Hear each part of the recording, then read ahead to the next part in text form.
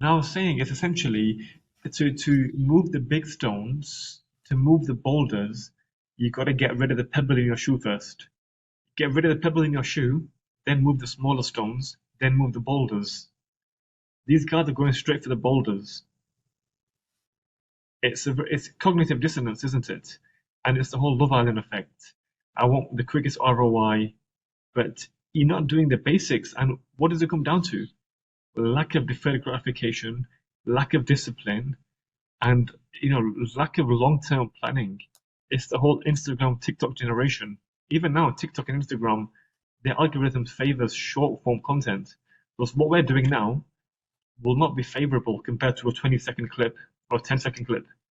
It's the whole algorithms move towards quick dopamine hits, and we're seeing that now in physique. When I was at university, uh, I can pretty much guarantee nobody was on steroids. And I went to university with Johnny, just a few years apart, and he could corroborate this.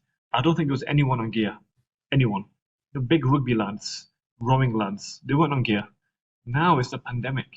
It really is a pandemic. 18, 19-year-olds on Deca, on Tren. What? 18? Your hormones are still, you know, firing, and you've not reached peak yet. You've not even reached your peak bone mineral density. You've not even reached your peak height yet. You're still growing taller. Why are you on Deca for? Why are you taking test? It's ridiculous.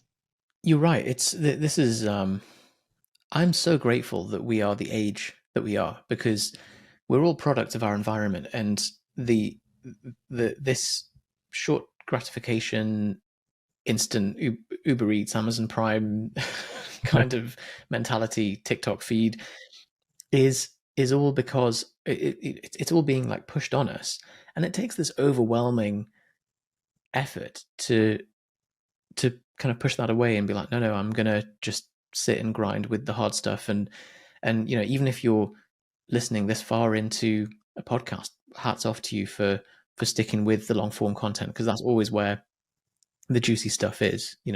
Anytime you see a TikTok or a short video and you're like, oh, that was really insightful, there's going to be so much under the surface. If you look at where did that insight come from, where if it's an author speaking about their book, like go and get that book, go and like engage with the yeah, long form stuff. Go and if you hear about a scientific study and think that's interesting, go and look at the textbook. Like this is where the real meat is. But because it's boring, because our brains go, oh no, I don't like that. It's I'm uncomfortable and I'm looking for the next dopamine hit. We never get to the good stuff, and that's where there's an amazing competitive advantage now. yeah, absolutely. But also, Yusuf, in an interesting way, it works in our favor because the bar is set so low. The barrier to entry is so low now to create YouTube content, long form content, because nobody's doing it now. People are just all about flexing and stunting on TikTok. So the barrier to entry now, I think there's been a precipitous decline of IQ, like you said.